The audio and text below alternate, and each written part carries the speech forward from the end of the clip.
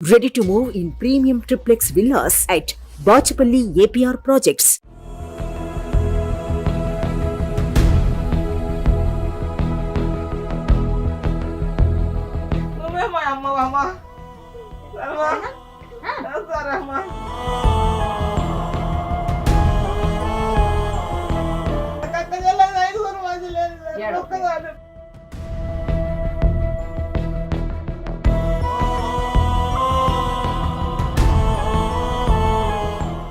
మీరు sir correct చేసిండ్రు. మీ Suman TV దగ్గరికి వస్తే ఒక్కటే నాట్లో మీరు సక్సెస్ చేసిరు మేడం. వందనాలు మేడం మీకు.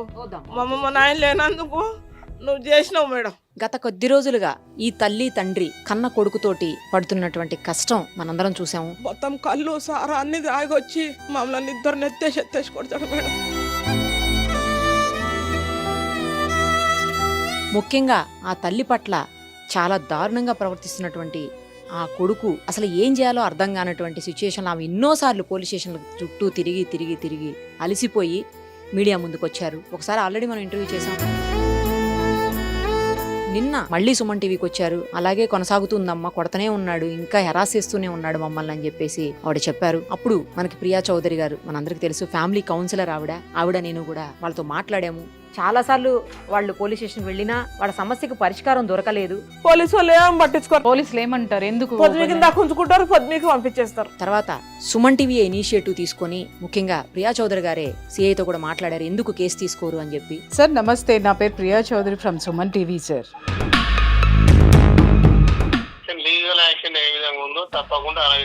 ప్లీజ్ ఆ తర్వాత మన రిపోర్టర్ని పంపించాము. వీళ్ళని తీసుకుని వెళ్ళి అక్కడ కంప్లైంట్ కూడా చేశారు. దాని పర్యవసానంగా పోలీసులు చాలా పాజిటివ్గా రియాక్ట్ అయ్యి ఈరోజు మార్నింగే ఆ దుర్మార్గుణ్ణి అరెస్ట్ చేసి రిమాండ్ చేశారు.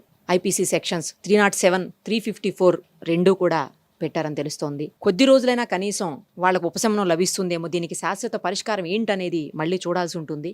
ఫస్ట్ అయితే అతను చేసినటువంటి దాష్టీకాలకు అతనికి శిక్ష పడాలి. కొద్ది రోజులైనా జైల్లో ఉంటే మన మార్పు వస్తుందేమో, మరి చూద్దాం. అది కూడా వచ్చిన తర్వాత అలాగే ఉంటాడా, మారతాడా, లేతే మరింత చండాలంగా తయారవుతాడా, అవన్నీ కూడా అతని మీద ఆధారపడి ఉంటుంది. మంచిగా మారి తల్లిదండ్రులను బాగా చూసుకుంటే, ఎందుకంటే ఆ శిక్ష పడిన తర్వాత కొద్ది రోజులైనా జైల్లో ఉంటే ఆ బాధ తెలుస్తుంది. మారితే మంచిగా వాళ్ళ తల్లిదండ్రులకి ఇబ్బంది ఉండదు.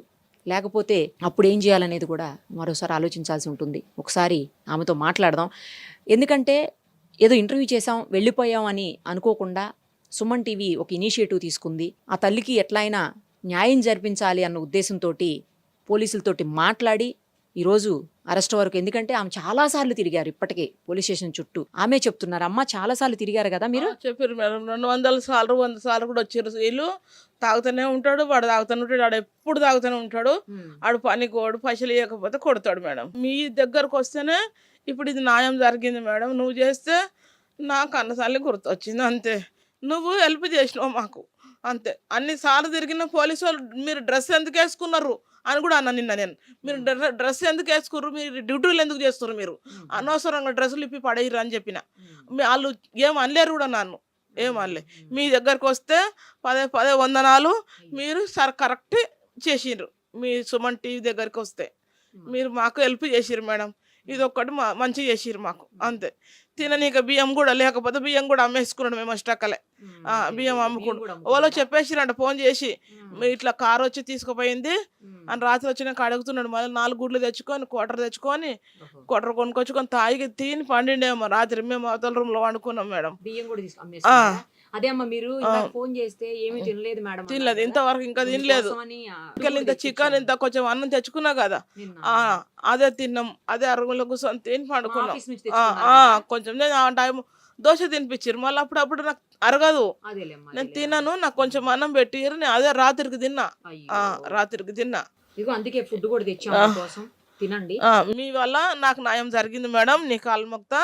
మీ వల్ల నాకు మంచిగా చేసిండ్రు. లేకపోతే మమ్మల్ని కొట్టి ఇదే అందరు వచ్చిర్రు, బస్సులో వాళ్ళు అందరు వచ్చిర్రు, అందరు చెప్పిర్రు. అవి చెప్పేసిర్రు, అందరి పేర్లు రాసుకున్నారు. మస్తు కొడతాడు వీడు, తీసుకుపోయిర్రు అని అందరు చెప్పేసిర్రు. షాప్ ఆయన కూడా వచ్చి కరెంట్ షార్ట్ పెడతాడు, వాళ్ళ అమ్మక ఈటర్ తీసుకున్నావో, ఈటర్ తీసుకొని కరెంట్ షార్ట్ పెడతాడు, వాడు తీసుకుపోయినరా అని చెప్పేసిర్రు. అందరు చెప్పేసి పేర్లు రాసుకున్నారు. ఈ దిండు ఒక బెడ్షీట్ పెట్టిడు కదా మొక్కారికి, అవి కూడా తీసుకుపోయినరు, తీసుకొని పోయారు. న్యాయం జరిగింది మేడం, న్యాయం జరిగింది మేడం. మళ్ళీ ఆయన రాకుండా చెయ్యాలి మీరు. ఆయన వస్తే మళ్ళీ మేము ఫోన్ చేస్తాం. ఎట్లా అంటే మా అన్నకు నువ్వు ఫోన్ చేయాలి. అన్న హెల్ప్ చేస్తాడు. అన్న అత్తగారి దగ్గర డబ్బులు ఉన్నాయి.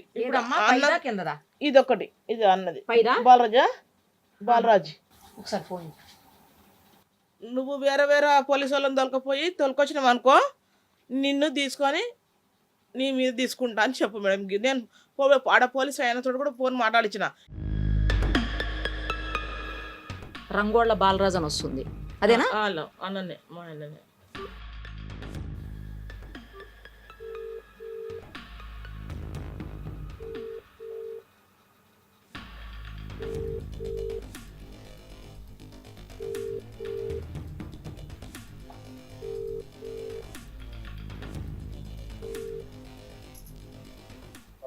హలో, బాలరాజ్ గారా? నేను సుమన్ టీవీ నుంచి మాట్లాడుతున్నా, నిరుపమ నా పేరు. ఈ మన నాగమణి గారు ఇష్యూలో మీరే మొత్తం అంతా వాళ్ళ అబ్బాయితో దగ్గరుండి అన్ని రెచ్చగొట్టి చేయిస్తున్నారు అని చెప్పేసి ఆవిడ అంటున్నారు. ఓకే, ఇప్పుడు మీరే రెచ్చగొట్టి ఆ అబ్బాయితో చేపిస్తున్నారు, కొడుతున్నారు అని అంటున్నారు, కొట్టించేలాగా చేయిస్తున్నారు అని. నాకేం అవసరం అమ్మా, నాకేం అవసరం చెప్పు. నాకు కూడా ఒక భార్య ఉంది, ఒక పిల్లలు ఉన్నారు, నేను ఒక తాను ఉద్యోగం చేసుకుంటా, నాకేం అవసరం. సరే పోనీయండి, మీకేం అవసరం లేదు కదా. ఇప్పుడు అతన్ని అరెస్ట్ చేశారు పోలీసులు ఈరోజు. మళ్ళీ మీరే బెయిల్ ఇప్పించి మీరే దగ్గరుండి అన్నీ చేపిస్తారు అని అంటున్నారు ఆవిడ. మాకేం చేశాడు? కన్న తల్లి అట్లా పట్టించినప్పుడు మేమేం చేస్తామమ్మా? కన్న తల్లినే కదండి ఇబ్బంది పెడుతున్నాడు, కొడుతున్నాడు, కన్న తల్లినే కదా చేస్తున్నాడు ఇవన్నీ. చేస్తున్నాడు అంటే నువ్వు చూసినావా? చూసేది కనబడుతుంది కదా, వాళ్ళందరూ చుట్టుపక్కల మొత్తం చెప్తున్నారు. కొట్టలేదని మీరు చూసారా? మేడం వాళ్ళని ఎన్ని నెప్పి వాళ్ళ కొట్టిరు, ఏమో ఏళ్ళు కొట్టిరు అని ఏమేమి చేసారు నీకు తెలుసా మేడం? అది మీకు తెలుసా? వాళ్ళు అతను కొట్టట్లేదని చెప్తున్నారు, మీరు కొట్టట్లేదని మీరు చూసారా? నాకు తెలియదమ్మా. మరి మీరు ఎందుకు అసలు అండి ఇన్వాల్వ్ అయ్యేది? వాళ్ళ కుటుంబము, వాళ్ళ కొడుకు, వాళ్ళ తల్లిదండ్రులు వాళ్ళు చూసుకుంటారు, మీరు అసలు ఇన్వాల్వ్ కాకండి. నాకు అవసరమే లేదని చెప్పినా ఇంకా ఎందుకమ్మా? సరే, మీరు ఇప్పుడు బెయిల్ అవన్నీ ఇప్పించేది ఎవరు ఏంటని మాకు కూడా తెలుస్తాయి, ఇప్పిస్తే తెలుస్తుంది. ఒకవేళ అలా గనక జరిగితే మీకు ఖచ్చితంగా ఇంట్రెస్ట్ ఉండి మీరే ఇవన్నీ చేస్తున్నారని మేము కూడా నమ్మాల్సి వస్తుంది. సరేనా? నేను అన్ని ఎప్పటికప్పుడు కనుక్కుంటూనే ఉంటాను. ఇదంతా కూడా రికార్డ్ చేస్తున్నాము, వీడియోలో మొత్తం వస్తుంది. ఓకేనా? మీకేం భయం లేదు, బాధ లేదు. మీకు చెప్తున్నాను, మీరు మళ్ళీ ఈ రోజు చెప్పింది నాకు సంబంధం లేదు అని నేను ఆ రోజు చెప్పినా, నాకు సంబంధం లేదని మీరు అన్నా, రేపొద్దున మీరు ఇన్వాల్వ్ అయినా అవన్నీ కూడా మా దగ్గర రికార్డు ఉంటుంది, అందుకు చెప్తున్నాను. ఓకేనా? ఉంచుకోవటం కాదు, మీ అందరికీ కనబడేలాగా బయటకే వేస్తాము. ఇది దాచిపెట్టుకునే కాదు తీసేది ఇది. అదే మీరు ఇన్వాల్వ్ కాకండి, మీకేం సంబంధం లేదన్నారుగా, మీరు ఇన్వాల్వ్ కాకండి. బెయిల్ అని అదని ఇదని మళ్ళీ పోలీసుల దగ్గరికి వెళ్ళటం, మీరు కోర్టు దగ్గరికి జైలు దగ్గరికి వెళ్ళి అతనితో మాట్లాడడం అవన్నీ ఏం చేయకండి. వాళ్ళు అవసరం లేదంటున్నప్పుడు వాళ్ళు తల్లి కొడుకు అతను వాళ్ళు చూసుకుంటారు, తల్లిదండ్రులు కొడుకు వాళ్ళు చూసుకుంటారులేండి. అందుకే మీరు ఇన్వాల్వ్ కాకండి అయితే, సరేనా? అదే సరే ఓకే రైట్. ఈ విషయంలో అయితే ఇన్వాల్వ్ కాకండి మీరు. వాళ్ళ కొడుకు, వాళ్ళ తల్లి, వాళ్ళ తండ్రి అదే వాళ్ళు చూసుకుంటారు, అందుకే మీరు ఇన్వాల్వ్ కాకండి. మళ్ళా మరి వాళ్ళే చూసుకున్నారు కానీ మా ఎందుకమ్మా ఉట్టిగా మా మీద కంప్లైంట్ ఇస్తే? అందుకే అండి డిఎస్పీ ఎరకనకు ఒక సెకండ్ లో వస్తా అంటాడు మా మామ అంటాడు మేడం, మా కొడుకు. మీరు తీసుకొస్తారు, మా మామనే నన్ను ఒక్క నిమిషంలో తీసుకొస్తాడు బయటకని అంటున్నాడు అంట అతను. అతను చెప్పే మాటలు మీరు నమ్ముతారా? సరే, మా మామ దగ్గర బోల్డ్ అన్ని డబ్బులు పైసలు ఉన్నాయి, పైసలు కట్టేసి పోలీసులకి వెంటనే మా మామ బయటికి తీసుకొస్తాడు, నన్ను ఎవరు ఏం చేయలేరు అని అంటున్నాడంట.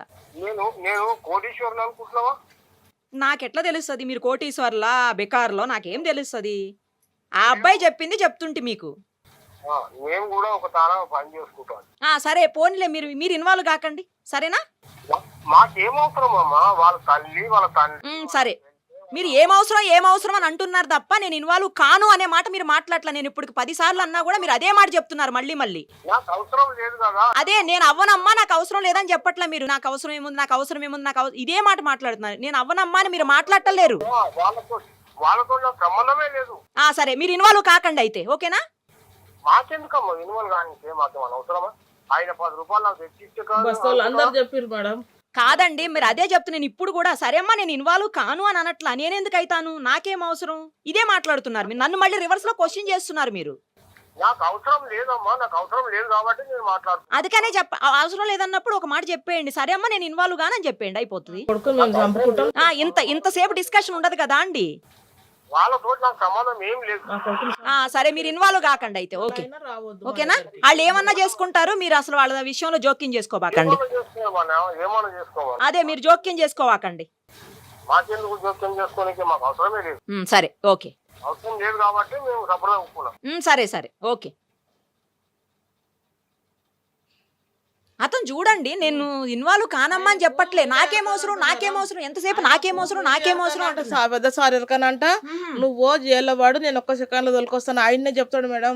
చెప్తానే ఆయన భరోసా మీద మా వాడు చెప్పే అన్ని నిజాలే, మా వాడు చాలా జరిగినాయి అని చెప్పి మళ్ళీ ఇప్పుడు ఏమంటున్నాడు, ఆడు చెప్పి మీరు నమ్ముతారా అని అడుగుతున్నాడు మళ్ళీ. అంటే అబద్ధాలు చెప్తున్నాడని చెబుతున్నాడు. 2 రకాలుగా మాట్లాడుతున్నాడు అతను. అట్లా వాళ్ళ అత్తగారి దగ్గర పైసలు ఎక్కువనే అనమాట, వానికి చాలా పొగురు అట్లా. సరే అమ్మా, మీరైతే జాగ్రత్తగా ఉండండి. నా నెంబర్ ఉంది కదా, ఏమన్నా ఉంటే కూడా ఫోన్ చేయండి. తర్వాత ఏం చేయాలి, ఒకవేళ బయటికి గనక వచ్చిన తర్వాత అతను మళ్ళీ ఏం చేయాలి, మారితే సరే ఉందమ్మా మంచిగా అయ్యి నేను మారతాడేమో అనుకుంటున్నా. ఎందుకంటే కొద్ది రోజులు జైల్లో ఉండొస్తే ఆ బాధ తెలుస్తుంది మేడం. ఇప్పుడు ఇంత అట్లయితే అమ్మో వద్దు, అందుకే బాధ తెలుస్తుంది. ఎప్పుడు వస్తే తెల్లందా కూడా వండుకుంటే ఎప్పుడు వస్తుడా అని ఉంటది మాకు. ఇప్పుడు తెల్లదాకా నిద్ర రాదు మాకు, కోర్టుకు పంపేశారు, భయం అవుతుంది మాకు, జైలుకు పంపేశారు. ఎప్పుడు వస్తుడా నిద్ర రాదు. పొద్దున పోలీసు వాళ్ళే వచ్చి లేవట్టిర్రు. అదే భయపడకండి, జైలుకి అయితే వెళ్ళిపోయాడు. రిమాండ్ చేసి జైలుకి పంపించారు. పంపించారు. మీకు అనుకున్నాం ఆల్రెడీ అన్నీను. మా రిపోర్టర్ కూడా ఇప్పుడు అక్కడనే ఉన్నాడు. సరేనా, ఏమేమి సెక్షన్లు పెట్టారు, పంపించారా లేదా అవన్నీ రాసుకున్నారు, అన్ని చేసినారు. ఆ తమ్ముళ్ళు కూడా మా దగ్గరనే ఉన్నారు. పాప మళ్ళీ లేదు, సాయి లేదు, ఏం లేదు వాళ్ళకు, ఏం లేదు.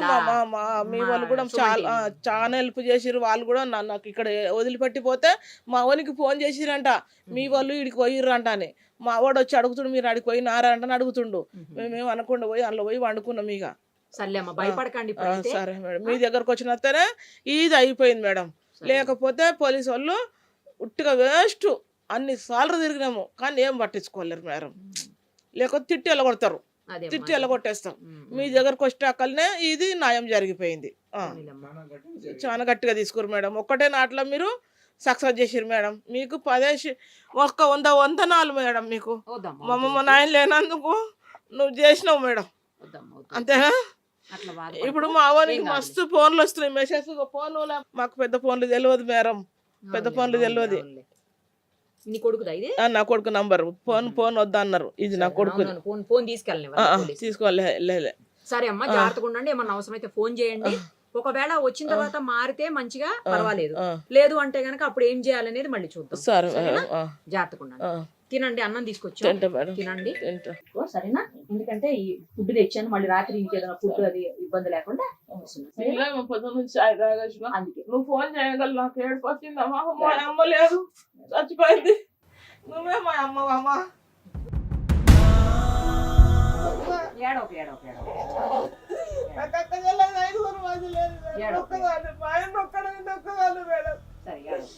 ఇంటికి కొడుకు రానియాడు, ఇంకేమో లేరుకోవాలమ్మా, రానియారు మేడం. ఏం కాదు, సరేనా? తినండి, అన్నం తినండి, సరేనా?